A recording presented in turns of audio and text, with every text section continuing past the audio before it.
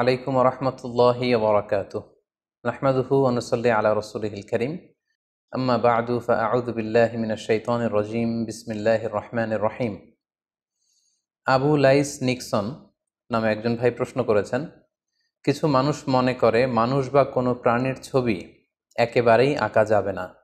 যেমন সচিত্র নামাজ শিক্ষার বই বের হয়েছে, সেখানে চিত্রে রুকু সিজদার সহি নিয়ম দেয়া আছে, যা আমাদের সবার নামাজের সঠিক আদর্শ। এখানে ছবিগুলো হাতে আঁকা, এটা হালাল কিনা? আরেকটা কথা হলো, মেডিকেল সায়েন্সের একটা মেজর বই আছে, অ্যাটলাস অফ হিউম্যান অ্যানাটমি। বইটির লেখক যে নিটার কেন হাতে এঁকেছেন নিশ্চয়ই তিনি বুঝবেন।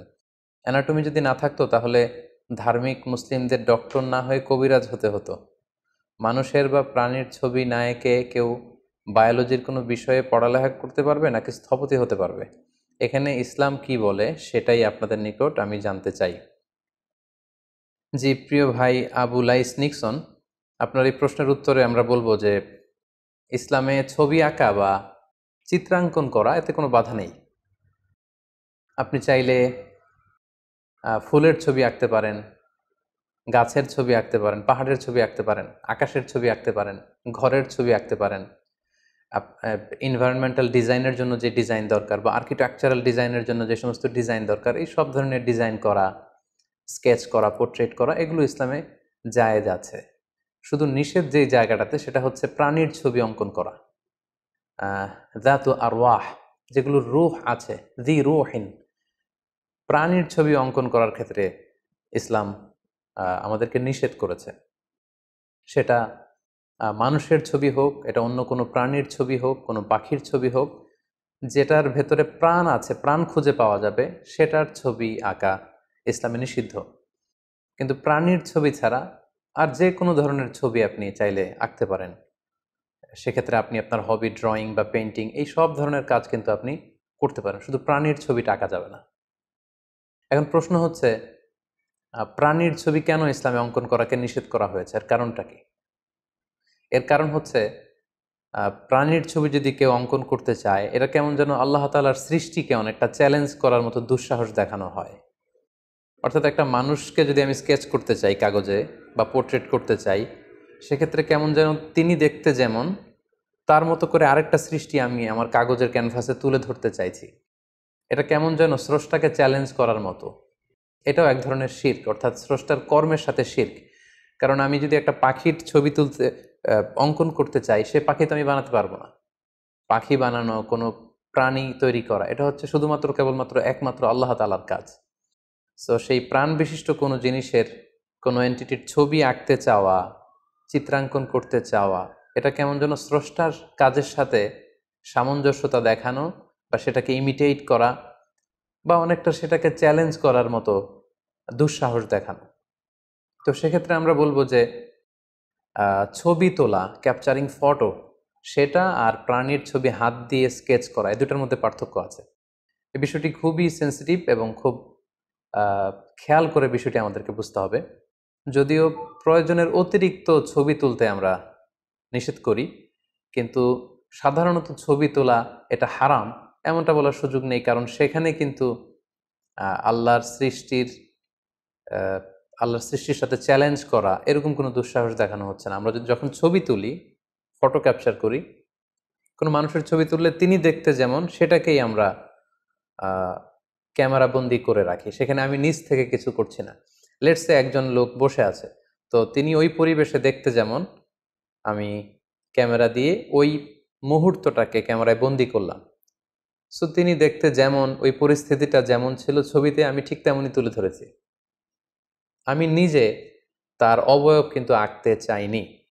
আরো সহজ করে যদি আমি বলি, লেটসে আমরা যখন আয়নার সামনে দাঁড়াই, এই যে আয়না, এই আমি, তো আয়নাতে যেটা দেখা যায় সেটা কিন্তু আমি না, সেটা হচ্ছে আমার রিফ্লেকশন। আমি হচ্ছি এটা, আর আয়নাতে যেটা দেখি সেটা হচ্ছে আমার প্রতিচ্ছবি বা রিফ্লেকশন। সো ছবিতে কিন্তু একই কাজটা করা হয়। ফটো যে আমরা তুলি, সেখানে আমার প্রতিচ্ছবিকে ইমেজে, ডিজিটাল ফরম্যাটে ইমেজে সংরক্ষণ করা হয়, কিংবা সেটা যখন আমরা প্রিন্ট করি তখন কাগজে সেটাকে নিয়ে আসা হয়। সেখানে স্রষ্টার যে সৃষ্টি, এটাকে চ্যালেঞ্জ করার কোনো প্রসঙ্গ আসে না। কিন্তু সেই মানুষটাকে যখন আমি কাগজে স্কেচ করতে চাই, অঙ্কন করতে চাই, এটা কেমন যেন ওই মানুষটাকে আমি এখানে আঁকতে চাই, তৈরি করতে চাই, এটা স্রষ্টার সৃষ্টির সাথে কাইন্ড অফ চ্যালেঞ্জ, একটা দুঃসাহস দেখানো। এ কারণেই মূলত প্রাণীর ছবিকে অঙ্কন করা ইসলাম নিষেধ করেছে। প্রাণী ছাড়া যে কোনো জিনিসের ছবি আপনি আঁকতে পারবেন, চিত্রাঙ্কন করতে পারবেন, এতে কোনো সমস্যা নেই। অর্থাৎ যেটা আল্লাহর কাজকে চ্যালেঞ্জ করার মতো, সে কাজটি ইসলামে আসলে নিষিদ্ধ। উদাহরণস্বরূপ আমরা আরও বলতে পারি যে প্রয়োজনে আমরা সাপ যদি আমাদের ক্ষতি করতে চায়, সাপ মারা যাবে, ইঁদুর মারা যাবে, বিচ্ছু মারা যাবে, কিন্তু সেগুলোকে আগুন দিয়ে পুড়িয়ে মারা যাবে না। ইসলাম আমাদেরকে কোনো প্রাণীকে আগুন দিয়ে পুড়িয়ে মারতে নিষেধ করেছে। পাশাপাশি অন্যায়ের কারণে ইসলামের যে শাস্তির বিধান, সেক্ষেত্রে আগুন দিয়ে কোনো মানুষকে শাস্তি দেওয়ার ব্যাপারে ইসলাম নিষেধ করেছে। কেন? কারণ আগুন দিয়ে শাস্তি দিতে পারবেন কেবলমাত্র আল্লাহ তাআলা। এটা আল্লাহর শাস্তি দেওয়ার একটা প্রক্রিয়া। ফলে আমরা মানুষ হয়ে যদি অন্য মানুষকে বা কোনো প্রাণীকে আগুন দিয়ে কষ্ট দেই বা হত্যা করি বা জ্বালিয়ে দেই, এটা আল্লাহর কাজকে আমি নিজে দুনিয়াতে করে দেখাতে চাইলাম। এটা কাইন্ড অফ আল্লাহর কাজকে চ্যালেঞ্জ করা। কারণ আগুন দিয়ে শাস্তি দিবেন আল্লাহ তাআলা জাহান্নামে, এবং আমরা এই আগুনের শাস্তি থেকে কিন্তু আল্লাহ তাআলার কাছে পানাহ চাই সবসময়। আমরা পড়ি ওয়াকিনা আযাবান নার, হে আল্লাহ আপনি আমাদেরকে আগুনের শাস্তি থেকে বাঁচান। সো প্রাণীর ছবি অঙ্কন করার নিষেধাজ্ঞা ইসলামে এজন্যই দেয়া হয়েছে কারণ এটা আল্লাহ তাআলার যে সৃষ্টি, সেটাকে অনেকটা চ্যালেঞ্জ করার শামিল, এবং এটা কেমন যেন স্রষ্টার সাথে দুঃসাহস দেখানোর শামিল। এজন্য কোনো প্রাণীর ছবি, এটা মানুষের হোক, পাখির হোক, মাছের হোক, গরু ছাগলের হোক, যদি প্রাণ থাকে সেটার ছবি পেইন্ট করা যাবে না, আঁকা যাবে না, স্কেচ করা যাবে না। তো এজন্যই যেহেতু প্রাণীর ছবি অঙ্কনের দ্বারা স্রষ্টার সৃষ্টির সাথে চ্যালেঞ্জ দেয়া হয়, এজন্য এটা নিষেধ। সো কাগজে কোনো প্রাণীর ছবি আঁকা যাবে না, কিংবা কোনো মূর্তি তৈরি করা যাবে না। সম্প্রতির সময়ে যে ভাস্কর্যের কথা বলা হচ্ছে, এই মূর্তি, ভাস্কর্য সবগুলো কিন্তু একই হুকুম। সেটা প্রাণীর ছবি কাগজে আঁকার চেয়েও আরও ভয়ঙ্কর, কারণ কাগজের মধ্যে কিন্তু 3D থাকে না, কিন্তু মূর্তি বা ভাস্কর্য যখন দেয়া হচ্ছে, এটা পুরো মানুষের অবয়ব, একটা 3 ডাইমেনশনে এই কর্মটি, এই শৈল্পিক কর্মটি সম্পাদন করা হচ্ছে। সো প্রাণ আছে এমন কোনো জিনিসের ছবি আঁকা যাবে না, অন্য জিনিস আপনি আঁকতে পারেন। তো এক্ষেত্রে আমরা কোরআন সুন্নাহর কিছু উদ্ধৃতি এখানে দিতে চাই। সহিহ বুখারীতে আল্লাহর হাবিব সাল্লাল্লাহু আলাইহি ওয়াসাল্লাম আম্মাজান আয়েশাকে উদ্দেশ্য করে বলেছেন, ইয়া আয়েশা, হে আয়েশা, আশাদ্দুন নাসি আযাবান ইয়াউমাল কিয়ামাতিল লাযীনা ইউদাহুনা বিখালকিল্লাহ, কিয়ামতের দিন সবচেয়ে বেশি শাস্তি দেয়া হবে তাদেরকে যারা আল্লাহর সৃষ্টির সাথে সাদৃশ্য করে কিছু করতে চায়। অর্থাৎ আপনি যদি প্রাণী আঁকতে চান, কেমন যেন আল্লাহর সৃষ্টির সাথে সাদৃশ্য করে আপনি কিছু করে দেখাতে চাইলেন। এবং বুখারী মুসলিম উভয় হাদিসের গ্রন্থে এসেছে, আল্লাহ রাসূল সাল্লাল্লাহু আলাইহি ওয়াসাল্লাম ইরশাদ করেছেন, ইন্না আশাদ্দান নাসি আযাবান ইয়াউমাল কিয়ামাতি আল মুসাউবিরুন, কিয়ামতের দিন তাকে সবচাইতে বেশি শাস্তি দেয়া হবে যে প্রাণীর ছবি আঁকে বা মূর্তি বানায়, কিংবা স্ট্যাচু বা স্কাল্পচার বা ভাস্কর্য তৈরি করে। তাদের জন্য কঠিন শাস্তির কথা কিন্তু আল্লাহ রাসূল সাল্লাল্লাহু আলাইহি ওয়াসাল্লাম আমাদেরকে জানিয়েছেন। পাশাপাশি যারা প্রাণীর ছবি অঙ্কন করতে চায় বা মূর্তি বা ভাস্কর্য তৈরি করতে চায়, কিয়ামতের দিন তাদেরকে কঠিন শাস্তি দেওয়ার পাশাপাশি আল্লাহ তাআলা সেই মূর্তি, প্রাণী বা ছবিগুলোকে এনে বলবেন যে আহিয়ু মা খলাকতুম, তোমরা যেগুলো তৈরি করেছিলে এগুলোর জীবন দাও। একটা মানুষের ছবি যখন স্কেচ করা হয়, এটা একটা ছবি, কিন্তু এটাতে জীবন দেওয়ার সুযোগ কিন্তু আমাদের নেই। রূহ বা প্রাণ দিতে পারেন কেবলমাত্র আল্লাহ তাআলা। তো সেদিন আল্লাহ বলবেন আহিয়ু মা খলাকতুম, তোমরা যা তৈরি করেছো এটার ভেতরে তোমরা প্রাণ দাও, এবং সেটার সক্ষমতা কখনোই আমাদের হবে না।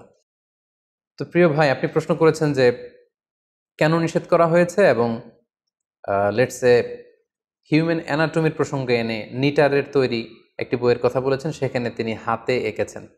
আমরা যতদূর জানি হিউম্যান অ্যানাটমি রিলেটেড যে বইগুলো, সেখানে যেই প্রাণীর ছবিগুলো আছে, সেখানে আসলে কোনো মানুষের চেহারাকে তুলে আনাটা উদ্দেশ্য না, কোনো সরাসরি মানুষের যে পূর্ণাঙ্গ অবয়ব, চেহারা, সেটা তুলে আনা উদ্দেশ্য না। সেখানে বেসিকলি দেহের প্রতিটি অঙ্গের নামকে চিহ্নিত করা হয়। এটা কাইন্ড অফ স্কেলিটনের মতো দেখা যায়, যেটার ভেতরে হাড় দেখা যাচ্ছে, রগ, শিরা, উপশিরা, ভেতরে সব কিছু দেখা যাচ্ছে, এবং সেখানে পয়েন্ট আউট করে কোথায় তার হাত, কোথায় তার লাং, কোথায় তার লিভার, কোথায় তার হার্ট, এইভাবে পয়েন্ট আউট করা হয়। ওইটা আসলে একটা মানুষের ছবি হিসেবে সেখানে চিত্রায়ন করা হয় না। আর সেটা যদি মেডিকেলের স্টুডেন্টরা বা জীববিজ্ঞান নিয়ে যারা পড়বে, এই বিষয় নিয়ে যদি তারা গবেষণা না করে, তাহলে তো চিকিৎসা বিজ্ঞানের ইমপ্রুভমেন্ট হবে না, ফলে এই মানব সভ্যতাকে টিকিয়ে রাখা সম্ভব হবে না। সেটা হচ্ছে জরুরাত, অর্থাৎ খুব অতীব প্রয়োজন যখন কোনো মানুষের দেখা দেয় তখন হারাম বিষয়ে আল্লাহ তাআলা সেটাকে হালাল করে দেন। ইসলামের শরীয়তে একটা লিগ্যাল ম্যাগজিম আছে, সেখানে বলা হচ্ছে যে দরুরাতু তুবিহুল মাহদুরাত। যখন কোনো জিনিস অতীব জরুরি হয়ে পড়ে, আমরা বাংলায় যেটাকে জরুরি বলছি, এটাকে আরবিতে বলা হচ্ছে আদ-দরুরা। আদ-দরুরাতু তুবিহুল মাহদুরাত। কোনো জিনিস যখন খুব জরুরি হয়ে পড়ে তখন সেই জরুরতকে সারার জন্য হারাম জিনিসকেও কিন্তু ইসলাম হালাল করে দিয়েছে। তবে শর্ত হচ্ছে আদ-দরুরাতু বিকদারিহা, যতটুকু না হলেই না। লেটস সে প্র্যাকটিক্যাল পরীক্ষায় যদি এই জাতীয় কোনো প্রাণীর ছবি অঙ্কন করতে হয়, তাহলে এমনভাবে আঁকা, বা মানুষের দেহের চিত্র যদি অঙ্কন করতে হয় তাহলে এমনভাবে আঁকা যাতে ওই পারপাসটা সার্ভ হয়ে যায়। সেখানে মাথা রিলেটেড কোনো অঙ্গ আঁকতে হলে শুধু মাথাটাকে আঁকা, হাতের চিহ্ন দেওয়ার প্রয়োজন হলে হাতটাকে আঁকা, অর্থাৎ পূর্ণাঙ্গ অবয়ব যাতে প্রকাশ না পায় এই বিষয়টা খেয়াল রেখে এই পারপাস আমার মনে হয় সার্ভ করা যেতে পারে। তাছাড়া বাচ্চাদের বিভিন্ন বইতে বাচ্চারা যদি কার্টুন দেখে পড়াশোনা করে এটা তাদের বুঝতে সুবিধা হয়, এক্ষেত্রেও স্কলাররা ছাড় দিয়েছেন যে এডুকেশন পারপাস, অর্থাৎ আপনি যে চিকিৎসা বিজ্ঞানের কথা বলেছেন, মেডিকেল পারপাসের কথা বলেছেন, এগুলোতে ইসলামে ছাড় আছে, কারণ সেখানে স্রষ্টার সৃষ্টিকে চ্যালেঞ্জ করার মতো প্রসঙ্গটা আসে না, কারণ সেটা কেবলমাত্র গবেষণার স্বার্থে এডুকেশন পারপাস ইউজ হয়। এবং বাচ্চাদের কার্টুনের ক্ষেত্রেও কিন্তু স্কলাররা এ ব্যাপারে ছাড় দিয়েছেন যে বাচ্চারা যেহেতু এই কার্টুনগুলো দেখে সহজেই তাদের পড়াশোনা আত্মস্থ করতে পারছে, সেক্ষেত্রে কার্টুনগুলো আসলে দেখতে সরাসরি মানুষের মতোও না, সেগুলো একটা ভিন্ন ক্রিয়েচারের মতো। সো কোনো মানুষকে সেখানে ধারণ করা বা স্কেচ করা সেই প্রসঙ্গটা থাকে না, ফলে এডুকেশন পারপাস স্কলাররা কিন্তু এটাকে জায়েজ বলেছে। আবার অনেক বইতে যখন কনভারসেশন হয়, লেটস সে শিক্ষক এবং ছাত্র কথা বলছে, বিষয়টাকে আরও বেশি ইন্টারেক্টিভ করার জন্য সেখানে হাতে আমার মনে হয় শিক্ষকের ছাত্রের ছবি না এঁকে সেখানে সরাসরি পিকচার দিয়ে দেওয়া যেতে পারে। অর্থাৎ একজন শিক্ষকের ছবি, একজন ছাত্রের ছবি, তাহলে কোনো মানুষ হাত দিয়ে কোনো প্রাণীর ছবি অঙ্কন করছে সেই প্রসঙ্গটা আসে না, বরং বাস্তবিক অর্থেই একজন শিক্ষকের এবং একজন ছাত্রের ছবি সেখানে শোভা পাচ্ছে। তাহলে আমরা এই প্রশ্নের উত্তরে বলতে পারি যে সাধারণত প্রাণীর চিত্র অঙ্কন করা ইসলামে হারাম।